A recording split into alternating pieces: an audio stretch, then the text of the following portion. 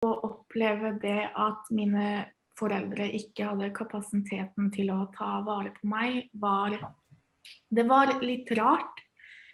Og det var forvirrende, og jeg visste ikke helt hvorfor og hvordan det skjedde. Det betydde veldig mye for meg å vite at mine foreldre var glad i meg. Så det å ikke på en måte ha den vitenheten om de var det eller ikke, gjorde det veldig vanskelig for meg i hverdagen. Og det var jo selvfølgelig veldig vondt. Så jeg var veldig opptatt av om det var min skyld, eller var det noe jeg hadde gjort da. Det er veldig viktig for alle barn å ha kontakt med foreldrene sine. Og det er viktig for barn å få vite, dersom det er stor avstand, grunnen til at de ikke kan ha jevnlig kontakt med foreldrene sine. Ellers vil barn bruke mye tid på å gruble. Hvorfor kontakter ikke foreldrene meg? Er det noe galt? Hva har jeg gjort?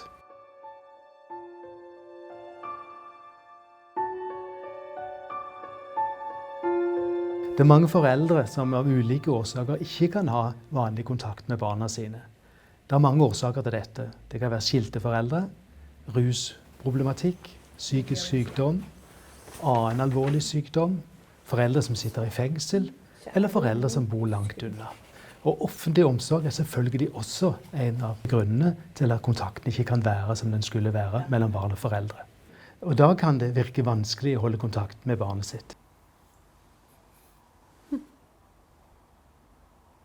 Hvordan kan jeg være den beste mammaen for barna mine når jeg ikke har omsorg for dem?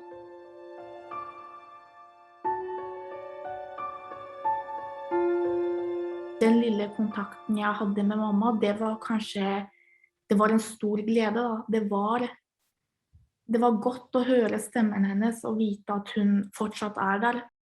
Selv om man ikke har omsorg for barnet lenger, eller ikke er så en alminnelig familie, så kan man fortsatt gi barnet støtte, trygghet ved å være nær.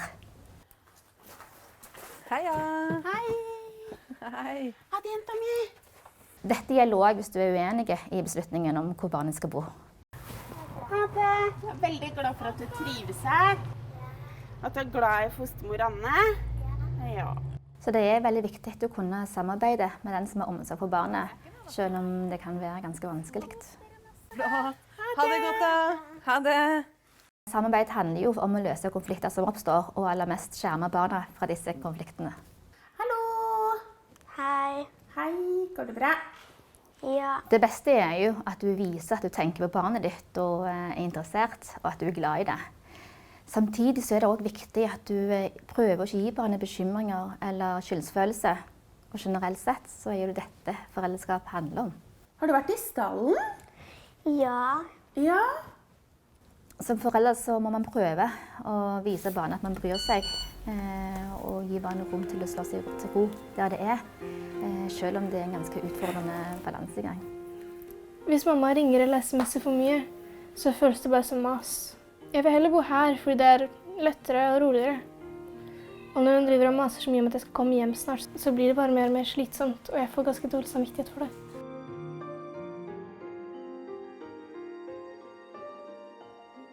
Følelsen av at barnevernet tar barn fra deg, det er en tomhet. Det gjør så ubeskrivelig vondt at du har lyst til å legge deg ned og dø, men du kan ikke. Du har lyst til å gråte, men du er redd for å gråte fordi du er litt usikker på om du noen gang kommer til å klare å slutte. Barna mine ble tatt dagen etter fødsel, så selvfølgelig ble jeg redd for at jeg nå var byttet ut. Og jeg er fortsatt redd for det, i hvert fall med tanke på hvor lite samvær jeg har fått.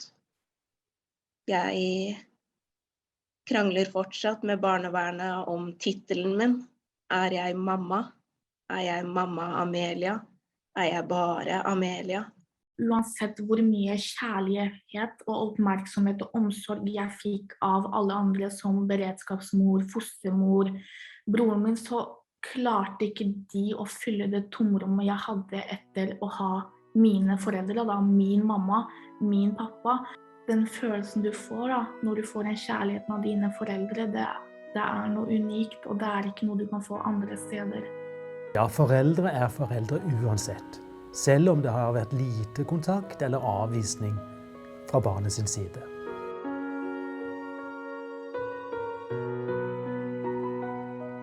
De fleste foreldre har bygget en relasjon til barnet sitt fra det var ganske liten. Men noen foreldre har ikke klart å bygge dette spesielle båndet til barnet sitt. Og det kan for eksempel være en grunn til omsorgsovertakelse. Altså, jeg har jobbet veldig mye med å prøve å forstå at datteren min ikke har godt av å ha kontakt med meg. Det har vært vanskelig å godta det, men ja, hun føler seg rett og slett ikke trygg. Så.